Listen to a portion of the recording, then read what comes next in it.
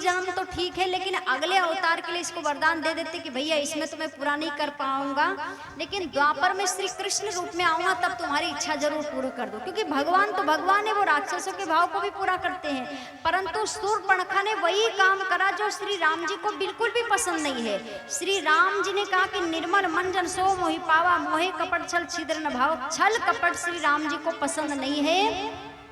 शूर्पणखा जिस अवस्था में थी उसी अवस्था में चली जाती तब तो माफी मिल जाती, पर शूर्पणखा सुंदर बन करके गई है और सुंदर ये थी नहीं, तो नकली सुंदरता लेकर के गई और नकली पने को भगवान स्वीकार नहीं करते हैं। इसलिए सावधान, अगर भक्ति करना है तो असली करो, भगवान के सामने आडंबर करने की आवश्यकता नहीं है। तो शूर्पणखा सुंदर बन गई, पैरों में सुंदर पायल पहन ली और छमछम करते हुए गई अंदर पंचवटी में। आश्रम में प्रवेश किया और श्री राम जी के पास में आई। अब राम जी तो समझ ही गए थे इसकी पायल की झनकार से कि अच्छी है कि खराब है। और श्री राम जी नीचे देख रहे हैं। शूर्पणखा ने कहा कि सुनिए नीलमणि राजकुमार, मैं लंका की राजकुमारी हूँ और आपसे शादी करने के लिए आई हूँ। मैं इतनी देर जंगल में वर को ही ढूंढ रही हूँ, कहीं भी मुझे अपने लायक वर नहीं मिला है। आपको देख करके मेरा कुछ मन माना है। यहाँ पर भी ये नहीं कहती कि आप कंप्लीटली मेरे लिए हो, क्या कह रही कि कुछ मेरा मन मान गया कि आपसे सुंदर और कौन हो सकता है, तो आपसे काम चला लूंगा। अब श्री राम जी को मन ही मन में हंसी आ गई कि तू फेल तो बेटा यहीं पर हो गई है। जो अच्छे खानदान की लड़की है वो पहली बात तो खुद वर ढूंढेगी नहीं, माता पिता ढूंढेंगे। लेकिन अगर कोई वर ढूंढेगा भी तो वो जंगल में वर ढूंढेगा। जंगल में कौन सा वर मिलेगा? यहाँ तो शेर भालू चीता ही मिलेंगे, यहाँ पे कौन सा वर मिलेगा? पर ये कह रही है मैं जंगल में वर ढूंढ रही हूँ, तो बेवकूफ जंगल में वर ढूंढेगी कहीं हजार बाजार में वर ढूंढे, तो फेलते तू यहीं पर हो गई है। पर फिर भी श्री राम जी ने देखा नहीं और कहा कि आप देवी लंका की राजकुमारी हैं और झूठ बोली है जबकि है विधवा। तो श्री राम जी ने कहा कि ऐसा है देवी, देखा नहीं है श्री राम जी ने एक भी बार इसकी तरफ। राम जी ने मुस्कुराते तिरछी नजर से दूसरी तरफ देखकर कहा कि देवी आप लंका की राजकुमारी हो और मैं अयोध्या में महाराज दशरथ जी का बेटा हूँ। बात ऐसी है कि मेरा, शूर्पणखा ने कहा कि सरकार ऐसा है, तुम सम पुरुष न मोह सम नारी, यह संजोग विधि रचा विचारी। अब इस आदि चौपाई को देख करके तो अच्छी बात बोली है कि तुम सम पुरुष न मोह सम नारी। तो इसने ये कहा कि आपके समान कोई पुरुष नहीं है, तो सही बात है, भगवान के समान और पुरुष कौन हो सकता है? भगवान तो भगवान ही है। मोह सम नारी मतलब इसके समान नारी भी और कौन हो सकती है? तो आदि चौपाई तो ठीक बोली है, पर आदि चौपाई जो है बोली कि यह संजोग विधि रचा विचारी। तो सोचो आदि चौपाई को सुन करके ब्रह्मा जी रोए होंगे कि नहीं रोए होंगे? इसने ब्रह्मा जी का नाम फंसाया कि यह संजोग विधि रचा विचारी, मतलब आपकी और हमारी जोड़ी ब्रह्मा जी ने रची है। तो ब्रह्मा जी हंसे होंगे ना कि मूर्ख, मैंने सीता राम जी की जोड़ी बनाई कि तेरी और राम जी की जोड़ी बनाई है? तो आदि झूठ बोली, ब्रह्मा जी भी हंसे होंगे कि वाह वाह देवी ये। तो इसने कहा कि ब्रह्मा जी ने जोड़ी बनाई, राम जी का वो बनाई होगी ठीक है, लेकिन मेरी तो शादी हो चुकी है और मैं एक पत्नी व्रत नियम का पालन करने वाला हूँ। पर मेरा जो भाई सामने बैठा है वो कुंवारा है, आप उसके पास में जाइए। तो अब कुछ लोग कहते कि श्री राम जी ने भी झूठ बोला। तो देखो राम जी ने झूठ नहीं बोला है। दुष्ट हृदय दारुण जस अहिनी शब्द आया है। अहिनी का अर्थ है सर्पिणी। तुलसीदास महाराज जी ने कोड वर्ड में लिख दिया कि एक तरह की सर्पिणी है। और श्री लक्ष्मण लाल जी कौन है? बोले शेष नारायण है। तो राम जी ने विनोद किया कि भाई सर्पिणी की शादी सर्प से तो हो सकती है पर श्री राम से थोड़ी हो सकती है। इसलिए राम जी ने विनोद किया कि वो सामने बैठा कुंवारा, तुम चली जाओ। शूर्पणखा सामने आई तो देखा कि चलो कोई बात नहीं, वो नहीं कर रहे थे, ये भी सुंदर है, उनसे कोई कम नहीं, ये भी इनसे काम चला लूंगा। अब लखन लाल जी तो उससे पहले ही हथियार की घिसम पट्टी मतलब धार को तेज वेज करने के लिए बैठे हुए थे, तैयारी में ही थे। शूर्पणखा सामने बोले गोरे राजकुमार, मैं आपके साथ में शादी करने आई हूँ, अभी तक कुंवारी हूँ, लंका की राजकुमारी हूँ। तो लखन लाल जी ने भी इसकी तरफ देखा नहीं, श्री राम जी की तरफ देख करके कहा कि भैया जंगल में नए नए अनुभव हुए पर शादी का प्रस्ताव तो पहली बार आया है। श्री राम जी ने कहा कि अब आया है तो देख लो अपने हिसाब से। लक्ष्मण लाल जी का देवी ऐसा है कि आपने अभी अभी कहा है कि मैं लंका की राजकुमारी हूँ। बोले हाँ, तो अगर आप राजकुमारी हो तो आप रानी बनना चाहोगी कि नौकरानी बनना चाहोगी? शूर्पणखा का नहीं नहीं, राजकुमारी हो तो रानी बनूंगी, नौकरानी नहीं बन सकती। तो लक्ष्मण लाल जी का फिर जाओ, कहाँ? बोले सामने जाओ। कहाँ पे? बोले वो जो सामने बैठे वही अयोध्या की राजा है, और उनसे शादी करोगी तो रानी बनोगी, और मैं हूँ उनका नौकर, अगर मेरे से शादी करोगी तो नौकरानी बनना पड़ेगा। शूर्पणखा ने कहा नहीं नहीं, मैं नौकरानी बनने वाली नहीं हूँ। दौड़ करके श्री राम जी के पास में आई। बोले वो तो कह रहे कि आपके नौकर है। श्री राम जी का वो तो ऐसे ही मजाक कर रहा है, नौकर नहीं है, वो भी राजकुमार है, थोड़ा सा मनाओ, मनवार करोगे मान जाएगा। ये फिर वापस आती है। लक्ष्मण लाल जी फिर कहा मैंने कहा ना कि मैं उनका नौकर हूँ। अब दोनों भाई बात कर रहे हैं पर इसकी तरफ देख नहीं रहे। तो शूर्पणखा ने देखा कि वो चलो एक पतिव्रत नियम का पालन करने वाला वो नहीं देख रहा है, बात समझ में आ रही है, पर इनको तो कम से कम मेरी तरफ देखना चाहिए, पर ये भी देख नहीं रहे हैं। तो श्री राम जी मानो लक्ष्मण लाल जी मनी मन में कह रहे कि बेटा मैं जब तक तेरी तरफ नहीं देखूं तभी तक तेरी सुंदरता बची हुई है। मेरी नजर अगर पड़ी कि तो हर सुंदरता पता नहीं कहाँ चली जाएगी, इसलिए नहीं, मेरी नजर नहीं पड़े तभी तक ठीक ठाक है। अब शूर्पणखा को इधर वाले उधर भेजे, उधर वाले इधर भेजे, परेशान हो गई। इतने में जानकी जी निकली फल लेकर के। शूर्पणखा को गुस्सा है कि अच्छा इसको देख करके दोनों भाइयों को नाटक आ रहा है, अब मैं इसको ही खा जाती हूँ तो दोनों ही कुंवारे हो जाएंगे, फिर तो मेरे से शादी करेंगे ही करेंगे। तो यह सोच करके शूर्पणखा ने जानकी जी पर अटैक किया, मतलब जानकी जी पर झपटी। तो श्री राम जी ने जैसे इशारा किया, राम जी का इशारा मिला, लक्ष्मण लाल जी ने दौड़ करके शूर्पणखा के नाक कान काट करके शूर्पणखा को विदा कर दिया है। अब कहते हैं कि एक वीर पुरुष को नारी के नाक कान काटना शोभा देता है, शोभा नहीं देता है, पर लक्ष्मण लाल जी ने जानबूझ करके काटा है। क्यों? बोले साधन में, साधक की साधना में सबसे ज्यादा अगर कोई चीज से बाधा होती है तो नाक और कान से होती है। जैसे आप लोग माला लेकर के बैठे हैं, पूजा पाठ में बैठे और नाक से आपको सुंदर रसोई की खुशबू आ गई, तो बताओ मन चला जाएगा कि नहीं चला जाएगा? तो नाक से बाधा ही, मन कहाँ गया? आंख और मन तो जाते हैं बेचारे, बाद में जाते हैं। नाक कहता कि छोड़, पहले रसोई घर में चल, जो बना है उसको खा ले। दूसरे नंबर पर कान। आप लोग इधर मुंह करके कथा सुन रहे हो, पीछे से किसी ने किसी के नाम को लेकर के आवाज दी, तो बताओ कथा से मन हटेगा कि नहीं हटेगा? पीछे मुड़ के देखोगे, कान कहेगा आंख से कि पीछे मुड़ करके देख, कोई तुझे आवाज लगा रहा है, कथा वथा बाद में सुनना। तो नाक और कान दोनों ज्यादा बाधा पहुंचाते हैं। तो इसका मतलब ये नहीं कि नाक कान काट के भक्ति करो, ये अर्थ नहीं है। अर्थ ये है कि नाक और कान ये दोनों ऐसी इंद्रियां हैं जिससे ज्यादा बाधा पहुंचती है। तो इन दोनों इंद्रियों पर संयम का पालन करो, प्रैक्टिस करो, इस पे संयम बनाने की कोशिश करो, ये कहना श्री लक्ष्मण लाल जी का ये अर्थ है। शूर्पणखा दौड़ करके गई, खरदूषण को डांट लगाई कि पड़े रहते उस मदिरा पी करके, अब दंडकारण्य जो तुम्हारा डिपार्टमेंट है वो खतरे में है। खरदूषण ने कहा वो तो खतरे में, पर बताओ कि तुम्हें ये स्थिति किसने करी? शूर्पणखा ने सारी बात सुनाई। बोले मेरे नाक कान श्री राम के भाई लक्ष्मण ने काट दिए हैं, पर वो नाक कान तो मेरे कट गए सो कट गए, छोड़ो तुम बात। मैं तुम्हें एक राज की बात बता रही हूँ। क्या?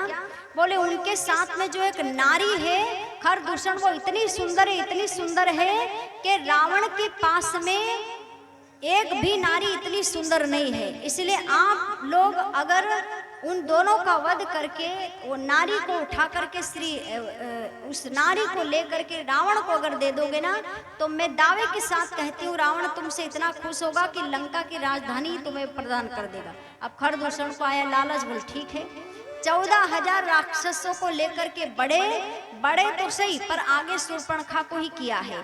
जिस व्यक्ति की नाक कान कुल की रीति चली ही गई है उसकी गलती के कारण, अब आप किसी भी काम में उसी को आगे करोगे तो क्या खाक आप कीर्ति पाओगे? क्योंकि वो खुद तो अपनी कीर्ति गंवा ही चुका है।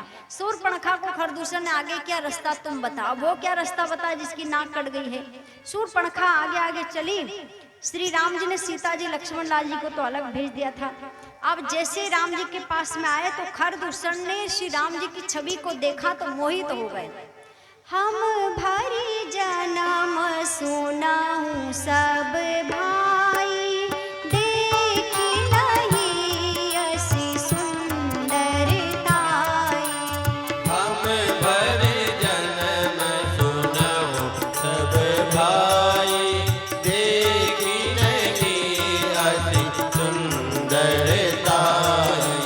हम भारी जन्म सुना हूँ सब भाई, देखी नहीं ऐसी सुंदरताई।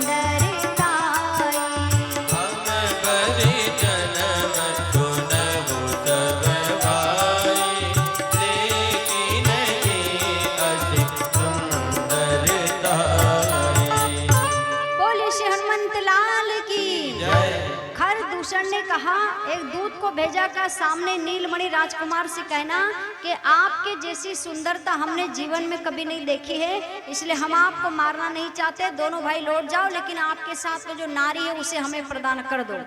तया सुनते ही श्री राम जी ने कहा कि अपने उस राजा से कहो कि आपके जैसे मृगों को मारने के लिए ही हम जंगल में आए हैं, अगर सामर्थ्य है तो युद्ध करो, नहीं तो पतली गली से निकलते बनो। अब जैसे खरदूषण को ये सूचना मिली तो क्रोध में आए, युद्ध के लिए खड़े हुए, और जैसे युद्ध के लिए आगे बढ़े श्री राम जी ने एक ही बाण धनुष पर केवल प्रत्यंचा थोड़ी सी डोरी ओरी कसी और धीरे से भगवान ने खाली ट्राई करा है। ट्राई करने के लिए जैसे टंकार मारी तो जितने भी सामने 14,000 राक्षस थे वो कान से बहरे हो गए। जब कान से बहरे हो गए तो युद्ध क्या करेंगे? भगवान ने अपने तीक्ष्ण बाणों से 14,000 राक्षसों को मार दिया और अंत में खरदूषण बचे थे, उनको ब्रह्मा जी ने वरदान दिया था। वरदान मांगा इन्होंने कि हम आपस में लड़े तब ही मरे, बाकी हमें कोई मार ना पाए। तो अब आपस में लड़ेंगे तब ना मरेंगे। तो श्री राम जी ने लीला करी कि खरदूषण दोनों एक दूसरे को जब देखने लगे तो इधर वाले को इधर श्री राम दिखाई दे, इधर वाले को इधर श्री राम दिखाई दे। अब दोनों ने अपने आप को नहीं देखा कि हम क्या है, अगर अपने आप को देखते तो कभी लड़ाई नहीं होती। खरदूषण का अर्थ ही सदैव हम दूसरों के दोष को देखेंगे तो कभी भी हम विजय प्राप्त नहीं कर पाएंगे, क्योंकि हमारे दोष ही समाप्त नहीं होंगे तो हम क्या खाक विजय पाएंगे। खरदूषण ने एक दूसरे को देखा, अपने आप को नहीं देखा, और एक दूसरे को देखा तो इधर वाला सोचा ये राम खड़ा, इधर वाला सोचा ये राम खड़ा, राम राम के चक्कर में आपस में लड़े और लड़ करके वही राम नाम सत्य हो गया। अब देवताओं ने पुष्प वृष्टि की है। श्री राम जी के पास में लक्ष्मण जी सीता जी वापस आ गए। खरदूषण ने शूर्पणखा सोचा कि तो मारे गए। अब शूर्पणखा दौड़ करके गई लंका में, रावण के पास में ऊंचे सिंहासन पर रावण बैठा था। रावण से शूर्पणखा ने कहा कि रावण, ऊंचे सिंहासन पर बैठा बैठा मदिरा पी करके तू समझ रहा है कि तेरी सत्ता सुरक्षित है, पर अब तेरी सत्ता अधिक समय तक चलने वाली नहीं है, क्योंकि तू सारी नीतियों को खो चुका है। तो शूर्पणखा देखो सत्य के सामने तो झूठ बोली, राम जी के सामने झूठ बोली कि मैं कुंवारी हूँ, और रावण को इतना सुंदर भाषण दिया है जो आपके और हमारे सबके लिए योग्य है। शूर्पणखा ने रावण से क्या कहा कि रावण, राजनीति बिनु धन बिनु धरे माँ, हरि समर पे बिनु सत करे माँ। राजनीति बिन धन बिन धर माँ, हरि समर बेहु बिनु सत कर माँ। राजनीति बिनु धन बिनु धरे माँ, हरि समर पे बिनु सत करे माँ। राजनीति बिनु धन बिनु धर माँ, हरि समर बेहु बिनु सत कर माँ, हरि समर बेहु बिनु सत कर माँ। बोली श्री हनुमंत लाल की जय। शूर्पणखा ने बहुत सुंदर उपदेश रावण के माध्यम से आप और हम सारे संसार के लोगों को दिया है। रावण से शूर्पणखा ने यह कहा कि रावण, जिस राजा के पास में नीतियां खत्म हो जाती है उस राजा की सत्ता कभी भी चलती नहीं है अधिक समय तक। नीति कौन सी? बोले साम दाम दंड भेद, ये 4 नीतियां राजा के पास में होती है। जो बहुत सुंदर, बहुत अच्छे भाव का राजा रहता है उसके पास वो चारों नीतियों को अपने साथ में रख करके चलता है। और जिस राजा के पास में ये 4 नीतियों में से एक नीति भी अगर चली गई तो उसकी सत्ता खतरे में है। तो तेरे पास से भी सारी नीतियां चली गई है, तो खाली मदिरा पी करके सोच रहा है कि मेरा राज्य सुरक्षित है, तो कोई सुरक्षित नहीं है। दंडकारण्य में से तेरा शासन जाने वाला है। फिर अगला भाषण दिया कि राजा के पास में नीति नहीं है तो उसका राज्य खतरे में। धन बिनु धर्मा, ये जितना भी धन हम सब लोग कमाते हैं अगर इसको आपने दान में नहीं लगाया तो आपके धन का शुद्धिकरण कभी भी होने वाला नहीं है। देखो संसार में कमाई सभी लोग अलग अलग ढंग से करते हैं। कोई ऑफिस जाता है तो कोई खेती करता है तो कोई क्या करता है, सब एक ढंग से तो नहीं करते। तो जितने भी प्रकार की कमाई जिस भी ढंग से आप कितनी भी कोशिश करो, पर कोई ना कोई छुटपुट पाप तो उसमें हो ही जाता है, पक्की बात है। चाहे कितनी भी निर्दोषता से आप कमाई करो, उसमें छोटा छोटा पाप तो होता ही है। तो उस पाप के कारण जितनी भी कमाई है वो अशुद्ध हो जाती है, और वही कमाई का जब भोग हम करते हैं या पीढ़ियां करती है, संतान करते हैं, तो सारे उन लोगों का बैलेंस जो बिगड़ जाता है, मन स्थिति पर विपरीत प्रभाव पड़ता है। तो धन का शुद्धिकरण किससे होता है? बोले दान करने से होता है। अगर आप 100 रुपए कमा रहे हो तो 10 रुपए दान के लिए अलग से रख दो। वैसे तो श्रीमद् भागवत में और रामायण में 4 भाग करने के लिए बोला है कि संपत्ति अगर आप 1 रुपया कमाए या 100 रुपया कमाए तो उसमें से जो 25 रुपए है वो अपने रोज के जो खर्च में उसमें लगा दो। 25 रुपया भविष्य के लिए बचा करके रखो।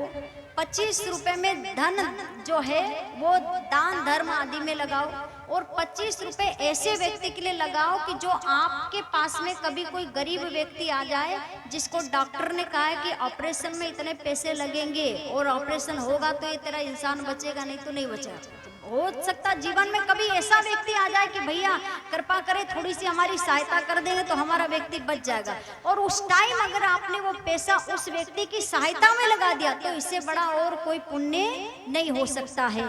लेकिन ऐसा कब करोगे? जब अपनी संपत्ति का व्यवस्थित रूप से उपभोग करके व्यवस्थित रूप से उसे बचा करके रखोगे तब ही। लेकिन जितना मिले उतना उड़ाए जाओगे, जितना मिला उतना उड़ाए जाओगे, तो फिर ना तो खुद का भविष्य सुरक्षित रहेगा और ना ही वर्तमान सुरक्षित रहेगा, क्योंकि जितना आ रहा है खा रहे हो, कल फिर रो रहे हो कि पैसा नहीं है। तो इसीलिए 4 भाग करना चाहिए अपनी संपत्ति का। पहले नंबर का भाग है कि रोज की जो आवश्यकता का जो सामान है खर्च वो करना पड़ता है। दूसरा, भविष्य के लिए बचा करके रखो क्योंकि भविष्य में कभी भी आवश्यकता पड़ जाए। तीसरा, धर्म में करना ही है इतना, वो रखो। और चौथा, ऐसे कोई व्यक्ति मान लो जीवन में आ जाए जिसको सहायता की आवश्यकता है, उसकी सहायता कर दो।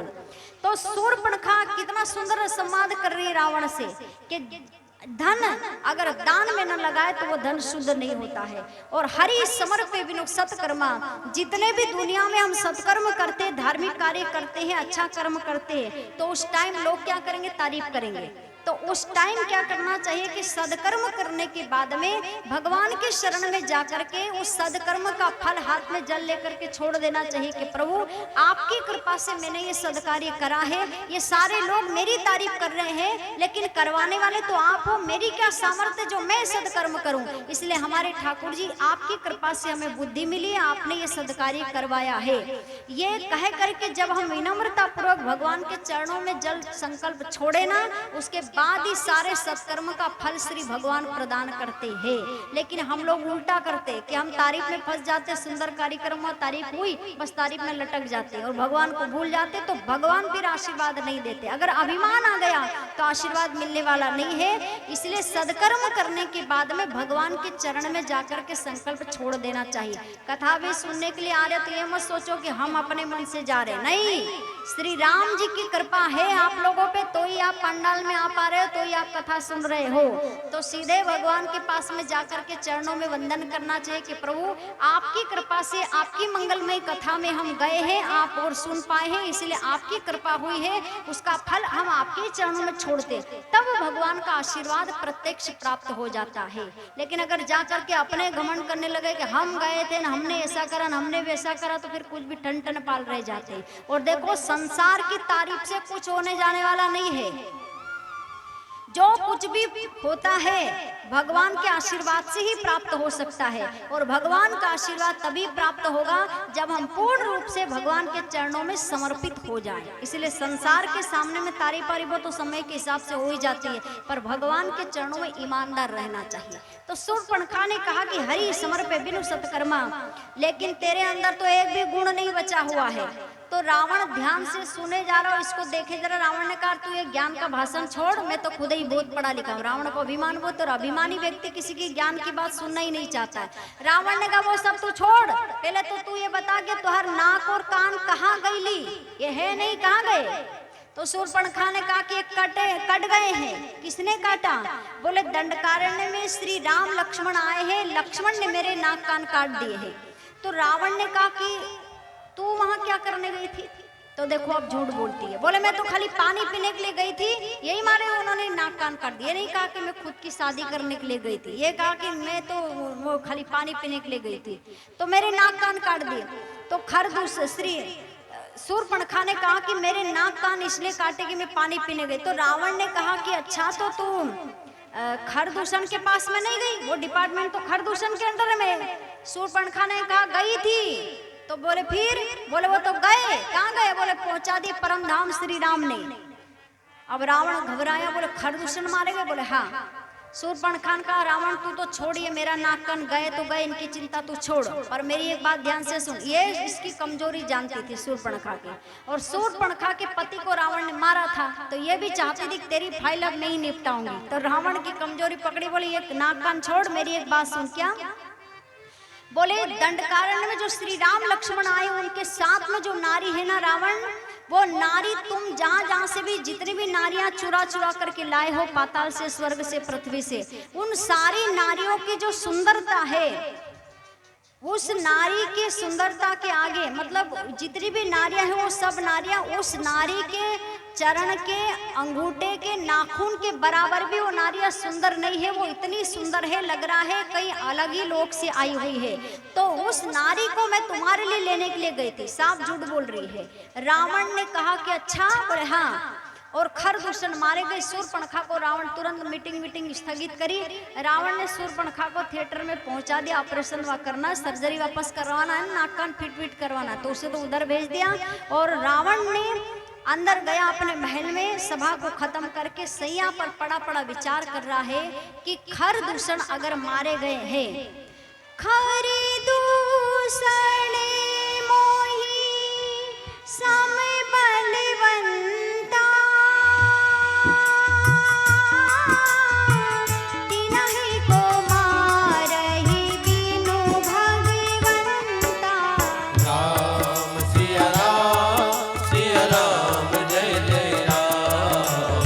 राम सिया राम जय जय राम।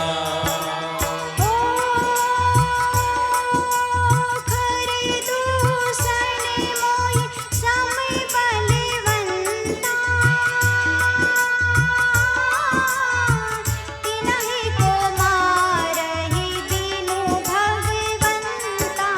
राम सिया राम जय जय राम। राम सिया राम जय जय राम। ओ सूर्य रंजन भंजन मही भारा, जो भगवंत लीन्हे अवतारा। राम सिया राम जय जय राम। राम सिया राम जय जय राम। राम सिया राम जय जय राम। बोले श्री हनुमंत लाल की जय। रावण ने पड़े पड़े सोचा है कि खरदूषण अगर मारे गए हैं, इसका मतलब साक्षात भगवान का आगमन वन में हो चुका है। वो पृथ्वी पर आ गए ये तो मुझे पता है, पर वो जंगल में भी आ गए ये फाइनल है। तो खरदूषण क्योंकि मेरे समान बलवान है, उनका वध किसी ने किया है तो वो साक्षात भगवान है। और अगर वास्तव में भगवान आ ही चुके हैं तो मैं जानबूझ करके जाऊंगा, उनके साथ छेड़छाड़ करूंगा ताकि वो युद्ध करेंगे और उनके बाण से मर करके अपने परिवार सहित अपना मैं उद्धार करवाऊंगा। क्योंकि तामसी देह है, ना तो मैं भजन कर सकता हूँ ना ही मेरा परिवार भजन कर सकता है, तो मैं जा करके लड़ूंगा। और अगर वो साधारण राजकुमार होंगे तब तो उसकी पत्नी का हरण करना मेरे बाएं हाथ का खेल है। तो दोनों ही परिस्थिति में मैं जाऊंगा, चाहे वो साधारण होंगे तब भी और असाधारण होंगे तब भी, लेकिन जाऊंगा जरूर। रावण आधी रात को चला, समुद्र के किनारे मारीच कुटिया बना करके रह रहा था। दौड़ करके रावण आया। आधी रात में रावण ने गेट को बजाया। मारीच बेचारा अधकसरी नींद में था, उठा, जंगले में से देखा कि दशानन 10 मुख लिए खड़ा था। मारीच घबराया कि हे भगवान, ये दुष्ट रात्रि के 12 बजे बिना कारण से कैसे आ सकता है मेरे गरीब के घर। गेट को खोला, थाली आरती की सजाई, रावण का आदर सत्कार करके अंदर लाया और रावण ने लंबा साष्टांग प्रणाम। ये मुंह बोला मामा था मारीच का, मारीच। तो आज तक कभी भी रावण ने प्रणाम नहीं किया है, बल्कि ढंग से बोला ही नहीं है। ये कहाँ ढंग से बोले, एरे गिरे नथु करे से, पर आज लंबा प्रणाम कर रहा है। अब मारीच घबराया कि ये दुष्ट प्रणाम कर रहा है, मतलब खतरे की घंटी पक्की है। जब मारीच का कहना है कि जब संसार में कोई भी दुष्ट प्रवृत्ति वाला व्यक्ति अगर बाई चांस आपके पास में आए और आपको प्रणाम करे, तो ये मत सोचो कि ये सुधर गया है या बदल गया है। ये सोचो कि कोई ना कोई, जैसे तूफान आने से पहले शांति व्याप्त होती है ना, वैसे कोई ना कोई पक्का में गड़बड़ होने वाला है, इसलिए ये आया है। क्योंकि स्वभाव कभी भी सुधरने वाला नहीं है, स्वभाव जो है वो रहेगा। तो मारीच ने कहा कि दुष्ट प्रणाम कर रहा है, पक्के में कुछ ना कुछ गड़बड़ है। मारीच ने कहा बस बस महाराज आप प्रणाम मत करिए, कैसे आना हुआ है। रावण ने कहा मामा जी मैं आपसे कुछ काम लेने के लिए आया हूँ। और मारीच घबराया कि हाँ वो तो मैं समझ ही रहा था कि तो बिना कारण थोड़ी ना प्रणाम करेगा। मारीच से रावण ने कहा कि मामा जी ये है कि आप रूप बदलने में माहिर हो और मैं आपसे एक नाटक करवाना चाहता हूँ। क्या? बोले दंडकारण्य में श्री राम लक्ष्मण आए हैं, उनके साथ में उनकी पत्नी सीता आई है, मैं उन सीता का हरण करना चाहता हूँ। मारीच ने घबरा करके कहा कि एक बात बताओ महाराज कि आपको ये उल्टी शिक्षा देने वाला आपका गुरु कौन है? तो क्या मतलब? बोले मुझे ये बताइए कि आपने आज तक श्री राम और लक्ष्मण को कभी देखा है? रावण ने कहा बचपन में देखा था, बड़े होने के बाद तो नहीं देखा। मारीच ने कहा मैंने उनको देखा भी है और उनकी शक्ति को आजमाया भी है। महाराज विश्वामित्र जी के आश्रम में मैं और सुभाव दोनों भाई बाधा पहुंचाने गए थे, तो सुभाव को तो एक ही बाण में जला करके फेंक दिया और मार दिया, और मुझे बिना ही फन वाला तिनके का बाण छोड़ा और समुद्र के इस पार गिरा दिया। महाराज तब से आज तक मैं जय बार समुद्र में पानी पीने के लिए जाता हूँ, तय बार समुद्र के जीव खाली रा बोलते हैं, माँ तो बोलते ही नहीं है, और मैं दौड़ करके प्यासा ही भाग करके आ जाता हूँ। इतना खतरनाक भय मेरे अंदर है। इसलिए महाराज अगर लंका का शासन चाहते हो बचाना, मंदोदरी की चूड़ियों को सलामत रखना चाहते हो, तो श्री राम से बैर का जो भाव आपके मन में आया है इसे समाप्त करो। रावण ने कहा सुनो, तुम्हें प्रणाम किया इसका मतलब ये थोड़ी कि तुम मेरे गुरु बन जाओ, सावधान, जो कहा है वो करो, नहीं तो। मारीच ने कहा मैं नहीं करूंगा महाराज, क्योंकि मैं मारा जाऊंगा। कौन मारेगा? बोले अगर जाऊंगा तो श्री राम मुझे मार देंगे। रावण ने कहा बेटा मरना तो तय है तेरा, अगर मेरा काम करने जाओगे तो श्री राम मारेंगे, और अगर मेरा काम नहीं करोगे तो अभी तलवार निकाल करके मैं तुम्हारी गर्दन उतारता हूँ। अब चुनाव तुम्हें करना है कि तुम्हें श्री राम के हाथ से मरना है कि मेरे हाथ से मरना है। मारीच ने मन में विचार किया कि 9 लोगों से कभी भी दुश्मनी नहीं करना चाहिए। किसे? बोले जिसके पास में शस्त्र है उससे मत करो, जो आपका भेद जानता है उससे मत करो, जो भगवान है भगवान से कभी भी आगे बढ़ने की कोशिश मत करो, क्योंकि अगर भगवान से आगे बढ़ गए तो भगवान आपके पीछे पड़ जाएंगे। तो भगवान से कभी आगे बढ़ने की कोशिश मत करो। एक मूर्ख व्यक्ति से मत बात। अगर एक समझदार और मूर्ख लड़ते हैं तो बताओ ये दुनिया के लोग झगड़े में छुड़ाते समय क्या कहते हैं? क्या रे भैया वो तो एक नंबर का पहले ही मूर्ख है, पर तेरे में तो बुद्धि है, तू तो मान जा। इसलिए मूर्खों से बाजने की आवश्यकता। मूर्खों का कहना है कि हम कभी किसी से हारते ही नहीं है। तो बोले क्यों नहीं हारते? बोले हम किसी की कभी मानते ही नहीं है। वो अपनी वाली चलाते, बोले गलत हो तो गलत ही है, पर वो मानते नहीं, बोले सुबह शाम तक समझाओ। तो मारीच ने कहा इनसे बाजने की आवश्यकता नहीं, हाथ जोड़ लो, वाह भैया तू सही है और मैं गलत हूँ। धनवान व्यक्ति से कभी बैर मत करो, क्योंकि धन के बगैर कुछ काम चल ही नहीं सकता। वेद मतलब डॉक्टर से ज्यादा अगर हॉस्पिटल गए और वहां चढ़ा के कहे कि जरा ढंग से इलाज करो नहीं तो हम तेरे को मारेंगे, तो डॉक्टर को गुस्सा और मान लो उल्टा इंजेक्शन लगा दिया तो फिर सीताराम हो जाओगे। इसलिए डॉक्टर से, वेद से मतलब बैरभाव मत करो। कवि से मत करो, जहां पहुंचे रवि वहां पहुंचे कवि से बैरभाव मत करो। रसोईया जो रसोई बनाता उससे भी बैर मत करो। ये पता नहीं रसोई में क्या मिला करके तो फिर और ज्यादा सीताराम हो जाएगा। बोले रसोइयों से भी भेदभाव मत करो। गुणवान व्यक्ति नवा है कि गुणवान व्यक्ति से बैर भाव मत करो, क्योंकि गुणवान व्यक्ति आपके उसके ज्ञान के आगे आपको हरा देगा, इसलिए उससे भी बाजो मत। मारीच ने सोचा कि इन तीनों में से एक भी गुण वाले व्यक्ति से बाजना नहीं चाहिए, तो ये दुष्ट में तो नो के नो ही गुण भरे हुए हैं। ये बहुत बड़ा शस्त्री भी है, ज्ञानी भी है, कवि भी है, मर्मी भी है, धनवान भी है, सब कुछ तो है इसमें, इसलिए इसके हाथ से नहीं मरना। मारीच ने कहा ठीक है भैया जा रहा हूँ। मारीच ने मन में सोचा कि जब मरना ही है तो तेरे हाथ से मर करके गधे वापस गधा ही थोड़ी बनना है, राम के हाथ से मर करके उद्धार को पाना है, इसलिए श्री राम जी के साथ में ही मैं मरूंगा। तो यह कह करके मारीच यहाँ से चला। मन में सोचा है मारीच ने कि मम पाछे धर धावत धरे सरासन बान, फिरी फिरी प्रभु ही बिलो के हूँ धन्य न मौसम आन। मारीच ने मन ही मन में प्रण ले लिया था कि प्रभु जब मुझे मारने आएंगे ना तो एक ही जगह थोड़ी मरूंगा, मैं दौड़ दौड़ करके दर्शन करता जाऊंगा, भागता जाऊंगा, करता जाऊंगा, भागता जाऊंगा, तब जाकर के मैं मरूंगा। ये भाव लेकर के मारीच चला है।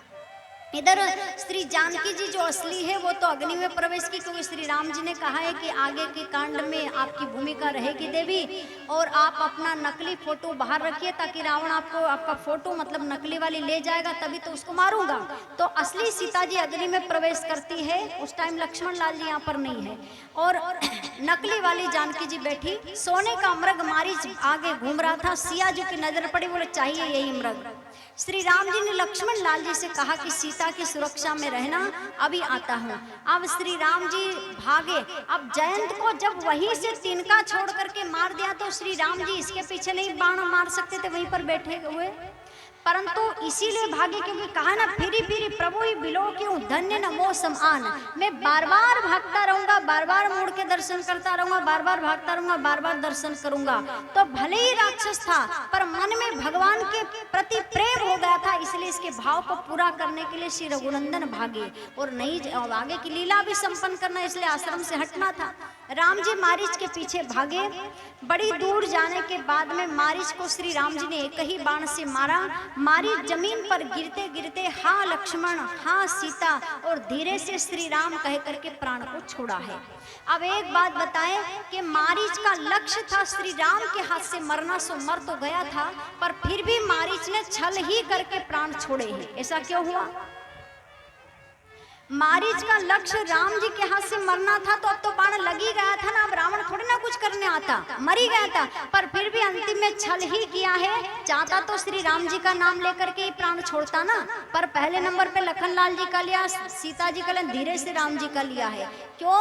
क्योंकि जीवन पर्यंत अगर आपने छल वाला व्यवहार किया है तो मरते समय में भी भले आपके प्राण निकले तब भी आप छल ही करके मरोगे, क्योंकि जैसा स्वभाव आप बचपन से बना लोगे वो स्वभाव कभी बदलता नहीं है। इसलिए घर में बच्चों में अगर गलत एक्टिविटी हो तो तुरंत उसे उसी समय सुधारने की आवश्यकता है। ये मत करो कि बड़ा हो जाएगा तो सुधर जाएगा, बड़ा हो जाएगा तो सुधर जाएगा, अरे बड़ा होगा तो और गुंडा बनेगा, फिर रोगे इधर उधर जा करके। स्वभाव कभी भी बचपन वाला बचपन में सुधर जाए ठीक है, पर बाद में तो वो पक्का हो जाता है, फिर बाद में नहीं सुधरता है। मारीच ने राम लक्ष्मण लाल जी का नाम लिया। सिया जो घबराई, बोले लक्ष्मण बैठे बैठे देख रहे हो, जाओ जल्दी से, श्री राम संकट में है। लखन लाल जी को क्रोध आ गया, थोड़ा सा मीठा, बोले भाभी मुझे तो ये लग रहा है माँ कि आपको आज सुबह से हो क्या गया है। अभी असली माँ है ही नहीं तो वो तो अटपटा लगेगा ही। बोले आपको हो क्या गया है? जहाँ पर भरोसा करना चाहिए था वहां पर भरोसा नहीं किया। ब्रह्मा की सृष्टि में आज तक ब्रह्मा ने सोने का मृग बनाया ही नहीं है, तो आपने नकली मृग के पीछे से राम जी को भगाया कि लेकर के आओ, जबकि आप जानते कि मायावी वन है ये। और जिस राम को पल भर में श्री राम जी सृष्टि को बना सकते, बिगाड़ सकते हैं, श्री राम जी को कभी कोई संकट हो ही नहीं सकता है। तो आपने कहा कि जाओ राम जी संकट में। मेरी माँ पातिव्रत धर्म का पालन करने वाली नारी मीलों दूर अपने पति की आवाज को पहचान लेगी, क्योंकि उसमें इतना सामर्थ्य है। तो आज मेरे भाई साहब की आवाज को मैं पहचान गया कि ये मेरे भैया की आवाज नहीं है, कोई मायावी आवाज है। आप कैसे नहीं पहचान पा रही है? श्री जानकी जी ने थोड़ी डांट लगाई, मर्म वचन बोले। लक्ष्मण लाल जी ने एक रेखा खींची, का भाभी इसको पार मत करना। और श्री लक्ष्मण लाल जी राम जी के पास में गए। रावण साधु का वेश बना करके आया है। ये कथा शिक्षा देती है संसार के लोगों कि उस टाइम भी अगर अच्छाई पर आक्रमण बुराई ने किया है तो साधु का वेश बना करके किया है। इसीलिए कथा ने तो पहले ही सावधान कर दिया। आज आप और हम लोग छल जाते हैं, हमारे साथ कपट हो जाता है, तो इसमें गलती किसकी है? कथा पहले से सावधान करती कि रावण कोई और रूप लेकर के भी तो सीता जी का हरण कर सकता था, पर रावण ने भी अगर कलंक लगाया तो साधु वेश पर ही लगाया है, साधु बन करके सीता जी का हरण उसने किया है। इसका मतलब यह है कि जब भी आप अगर अच्छे हो, अगर आप पर आक्रमण कोई करेगा बुरा भी व्यक्ति, तो वो अच्छा बन करके ही करेगा। आपके पास में कोई व्यक्ति बैठा है चोरी करने, तो वो ये थोड़ी कहेगा कि मैं चोरी करने बैठा हूँ, ये तुम उसी टाइम नहीं भगा दोगे। वो अच्छा बन करके ही बैठेगा और धीरे से फिर आपकी जेब काट लेगा। तो जो अच्छाई पर अगर पहले भी आक्रमण हुआ है तो बुराई ने साधु का वेश धारण किया, वही संसार में आज भी हो रहा है। इसीलिए कथा तो पहले से सावधान करती है कि भरोसा सोच समझ करके करो, हर किसी पर भरोसा करने की आवश्यकता नहीं है। साधु का वेश बना के भिक्षा मांगी, सीता जी ने कहा कि भिक्षा ले लीजिए, रेखा पार नहीं कर पाया। जानकी जी ने खुद ही रेखा पार कर दी, लक्ष्मण लाल जी की रेखा कौन पार कर सकता है। जैसे सीता जी बाहर आई तो मन महु चरण बंदी सुख माना। रावण ने श्री जानकी जी को कभी भी गलत भाव से नहीं देखा है, क्योंकि वो जानता है कि ये मेरी माँ है और इस माँ के अधीन मेरा उद्धार है, इसलिए चरण में प्रणाम किया है और फिर श्री जानकी जी को उठा करके उसने रथ में बैठाया है। कुछ रामायण में अर्थ मिलता है कि जानकी जी को उठा करके रथ में बैठाया है, कुछ में यह वर्णन है कि भले मायावी जानकी जी है, परंतु फिर भी उसने जिस जगह पर जानकी जी खड़ी है उतनी जगह का टुकड़ा काट करके भूमि सहित जानकी जी को रथ में बैठाया है। हरि अनंत हरि कथा अनंता, बहुत सारी भगवान की कथा है जिसमें थोड़ा थोड़ा अलग अलग मत मिल जाता है, क्योंकि अलग अलग कल्पों में भगवान ने अवतार लिया है। अब रावण ने जैसे सीता जी को बैठाया, सीता जी करुण क्रंदन करते पुकार करने लगी, हाँ जग एक वीर रघुराया, केहि अपराध बिसारी हूँ दाया। सिया राम जय जय राम, सिया राम जय जय राम।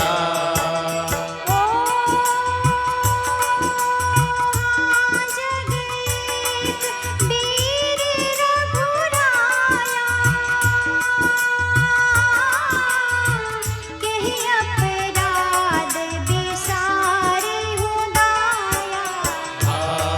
सिया राम जय जय राम, सिया राम जय जय राम। सीता के बिलाप सुनि भारी,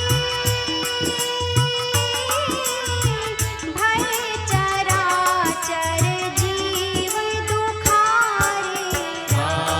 सिया राम जय जय राम, सिया राम जय जय राम, सिया राम जय जय राम।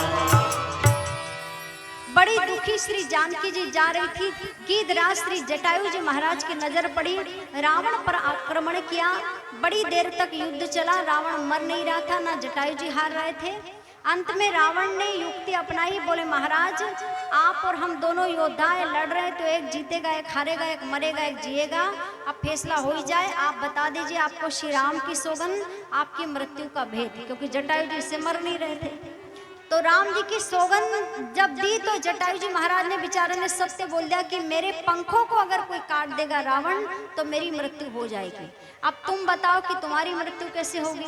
अब ये कहाँ सही बोलने वाला था, इसने साफ झूठ बोल दिया कि मेरे दाएं चरण का अंगूठा है ना, उसके नाखून में मेरी मृत्यु छुपी हुई है, जबकि इसकी मृत्यु का भेद तो नाभि में था। झूठ बोला, वापस युद्ध शुरू हुआ।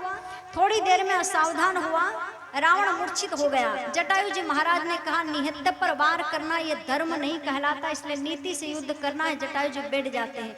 उसी दौरान रावण ने अपनी तलवार खींच ली, जटायु जी ने वापस इस पर आक्रमण किया, पंख फैलाए, इसने तुरंत उनके पंखों को काट दिया।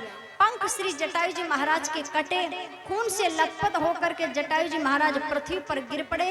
रावण सीता जी को लेकर के गया, रास्ते में वानर लोग दिखे। श्री सिया जी ने अपनी साड़ी आंचल को आधा किया और उसमें आभूषण को बांध करके गिराया, मानो सुग्रीव जी आदि वानरों से सीता जी ने कहा है कि मुझे बचाने वाला नहीं चाहिए, मुझे तो मेरे श्री राम जी तक मेरा संदेशा पहुंचाने वाला चाहिए। और रावण लेकर के गया अशोक वाटिका में, अशोक वृक्ष के नीचे जानकी जी को रखा है।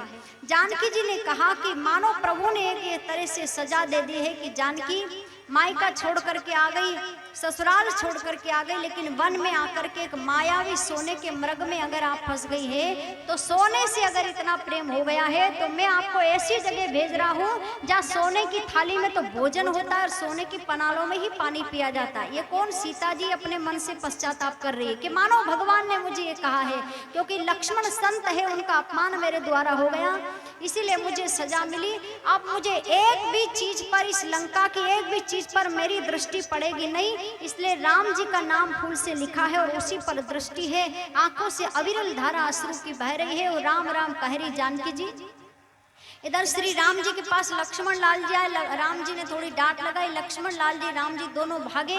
आश्रम में सिया जो नहीं है, राम जी करुण क्रंदन करते हुए वियोग में डूबे, रोने लगे। लक्ष्मण लाल जी ने समझाया। थोड़ी दूरी पर पहुंचे तो श्री राम कह करके जटायु जी महाराज की आवाज आई।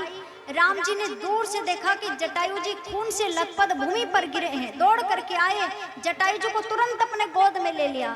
श्री जटायु जी महाराज को जब गोद में लिया, राम जी रोने लगते, तात आपकी दुर्गति किसने की है? तो धन्य जटायु जी ने कहा कि नाते दसानन यहाँ गति किन्ही, तेहि खल जनक सुता हरिलिन्ही। नाथ दसानन यह गति कीन्ही, तेहि कल